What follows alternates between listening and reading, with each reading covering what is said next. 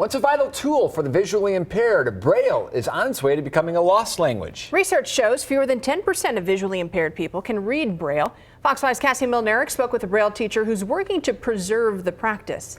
That's right. The National Federation of the Blind did some digging around 2009, which showed that Braille readers, well, they're on the decline. And there's now a national shortage of Braille teachers.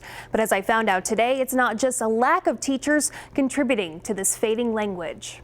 It's important to know Braille because you use it in elevators. You use it like if you like to travel. They have Braille in the bathrooms. You know, technology is not always there.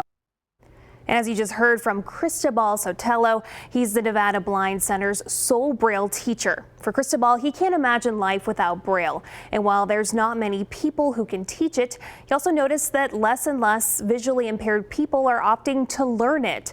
And that's in part thanks to technology. As you heard, he says learning Braille is important, but technology, it's not always available. I spoke with someone else who feels a little bit differently. Gus is 28 and he's visually impaired too.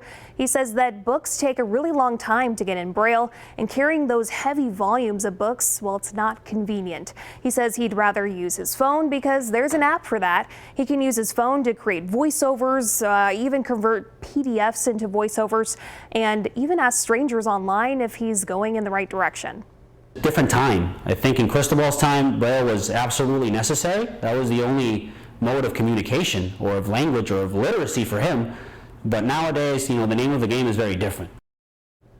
And the National Braille Press says that only 30% of blind people are employed, but of that group, 90% are Braille readers.